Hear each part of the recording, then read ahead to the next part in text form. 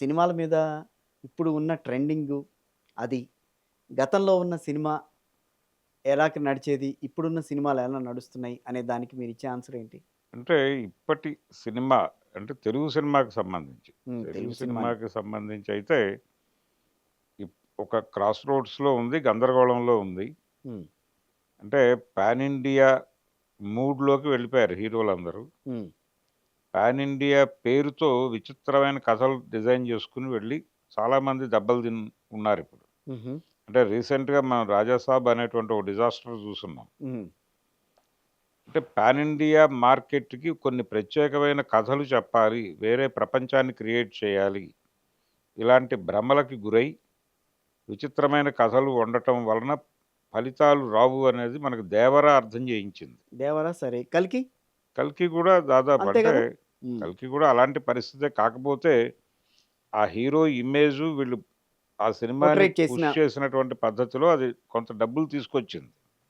Right. 'దేవర'కి అది నడవలేదు. అక్కడి నుంచి నెమ్మదిగా పతనం మొదలయ్యి హ్మ్. పాన్ ఇండియా అనేటువంటి ఒక అంటే దాన్ని కూడా నిజానికి మూఢనమ్మకంగా మార్చారు. పాన్ ఇండియా అనేది ఒక మూఢనమ్మకం. అంటే పాన్ ఇండియా మార్కెట్ ఉంది. హ్మ్. కానీ పాన్ ఇండియా మార్కెట్ కోసం వీళ్ళు రూపొందించే కథల విషయంలో హ్మ్.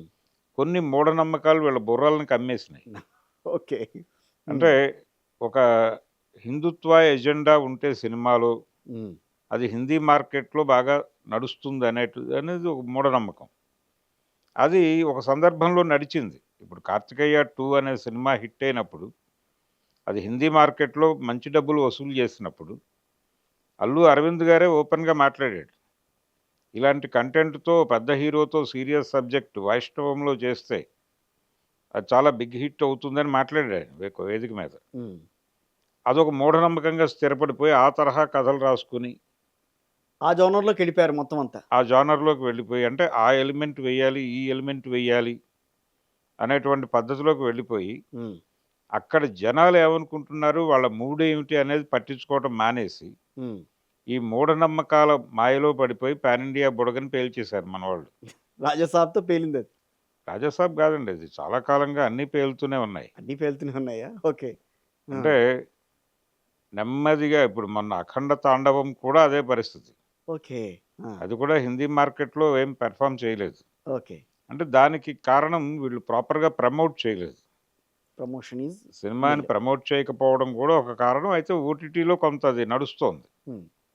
ఆ ఏరియాలో కూడా వ్యూస్ రాబడుతోంది. ఆ మేరకు నడుస్తోంది అదంతే. హ్మ్. కానీ సీరియస్‌గా ఆ కండిషన్ లేదు. అంటే ఆ టైంలో వీళ్ళ మూఢనమ్మకానికి కారణం ఏంటంటే, నేషనల్ లెవెల్‌లో భారతీయ జనతా పార్టీ 3 ఎన్నికల్లో గెలిచింది వరుసగా. యెస్. అంటే ఓటరే ప్రేక్షకుడు గాబట్టి, మనం ఓటర్ నాడి ప్రకారం సినిమాలు తీస్తే, హ్మ్. అది కనెక్ట్ అయిపోతుంది అనేది ఒక మూఢనమ్మకం. ఓకే.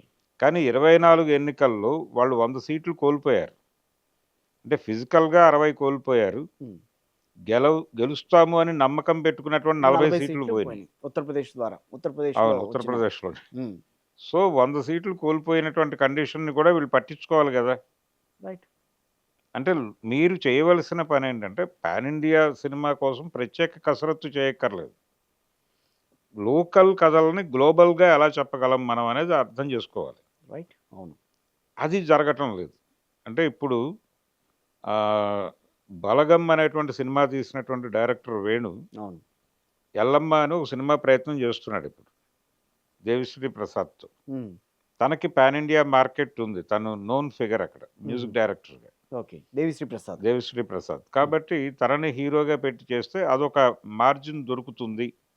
ఆ మార్కెట్‌లో ఎక్కడో చోట ఎడ్జ్ దొరుకుతుందనేది ఒకటి అనుకుంటున్నాడు ఇతను వేణు. హుహు. హ్మ్. అతను ఎంపిక చేసుకున్నటువంటి కథ ఎల్లమ్మ అంటే మనకి ఎల్ల అంటే సరిహద్దు అని. హ్మ్. సరిహద్దు దేవత అంతే. అనే. సరిహద్దు దేవత అంతకు ఎల్లమ్మ. మించి ఏమీ కాదది. హ్మ్. రేణుక ఎల్లమ్మ అంటారు. అక్కడ ఒక దళిత దేవత కనెక్షన్ వస్తుంది. అంటే పరశురాముడి కథ అది. హుహు. తల్లి తల నరికేస్తే అది మాదిగా వీళ్ళ దగ్గర పడుతుంది అనేది కదా మనకు ఒరిజినల్ అవును. పురాణం. హ్మ్. ఇక్కడ అతను డప్పు కళాకారుడు అని జెప్పాడు. డప్పు అనేది మనం మాదిగ డప్పు మనకు తెలుసు. హ్మ్. కాబట్టి ఈ దళిత జీవితాన్ని, అలాగే ఇక్కడ కల్చర్‌ని, గ్లోబల్ లెవెల్‌లో చెప్పే ప్రయత్నం ఏదో ఆలోచిస్తున్నాడు అతను. ఓకే. అంటే అలాంటి ప్రయత్నాలు జరిగినాయి. ఇది ప్రాపర్‌గా హిట్ అయితే గనక మళ్ళీ మనకి కొత్త విండో ఓపెన్ అవుతుంది. హుహు. 'బలగం' ద్వారా అయితే కొంత ఒక ఇదైతే కనిపించింది. అంటే మానవ సంబంధాల్లో జరుగుతున్నటువంటి మార్పుల మీద కొంత చూపించాడు పిక్చర్ అతను. అయితే వచ్చిందక్కడ. మాట్లాడించే ప్రయత్నం చేశాడు. హ్మ్. దీని ద్వారా ఇంకొక ఏరియాలో ఓపెన్ అవుతున్నాడు అతను ఈ సినిమా ద్వారా. రైట్. ఇది ప్రాపర్‌గా వచ్చి ఒక సక్సెస్ అంటే మన వాళ్ళు సక్సెస్ మాత్రమే ప్రమాణంగా తీసుకుంటారు. అవును. తీసుకొని ఆ ధోరణిలో వెళ్ళిపోతారు అంతే. హ్మ్. అలా కాకుండా లోకల్ కథల్ని, లోకల్ ఘర్షణల్ని మీరు గ్లోబల్ లెవెల్‌లో చెప్పగలిగినప్పుడు మాత్రమే మీకు పాన్ ఇండియా మార్కెట్టా, వరల్డ్ మార్కెట్టా అనేది మీ కంట్రోల్‌లోకొస్తుంది. హ్మ్. అంతే తప్ప మీరు ఆ మార్కెట్ కోసం ఏదో విచిత్రమైన కథలు తయారు చేయాలనుకుంటే కుదరదు. కుదరదు. ఆ పరిస్థితిలోకి వచ్చేసింది అంతే తెలుగు. కదా! మన సంక్రాంతికి వచ్చిన 3 సినిమాలు చూద్దాం. 'మనశంకర వరప్రసాదు', తర్వాత 'నారీ నారీ నడుము మురారి', తర్వాత 'అనగనగా ఒక రాజు'. సో, 'మనశంకర వరప్రసాద్' అనేది గతంలో మొన్న సంక్రాంతికి వచ్చిన సినిమాకి సీక్వెల్‌గానే నడిచినట్టుందని అది చెప్పి సీక్వెల్‌గా మాత్రమే సీక్ కాదండి. ఆ! అది టోటల్‌గా పాత కథే. పాత కథే. పాత కథనే అదే జోనర్ కథలు చిరంజీవి గారే 3 సినిమాలు చేసున్నాడు మీకు ఆ గతంలో. 3 సినిమాల్లో ఏది నచ్చింది? అంటే వసూళ్ళ పరంగా చిరంజీవి గారి సినిమా నంబర్ 1 పొజిషన్‌లో ఉంది గానీ, కథ పరంగా? స్క్రీన్ ప్లే పరంగా 'నారీ నారీ నడుమ మురారి' కొంత కసరత్తు జరిగింది. హుహు.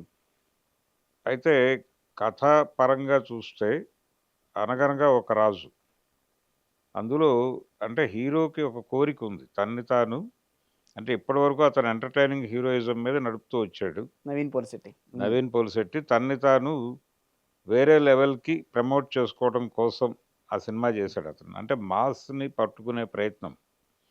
ఆ ప్రయత్నం వర్కౌట్ చేసుకున్నాడతను.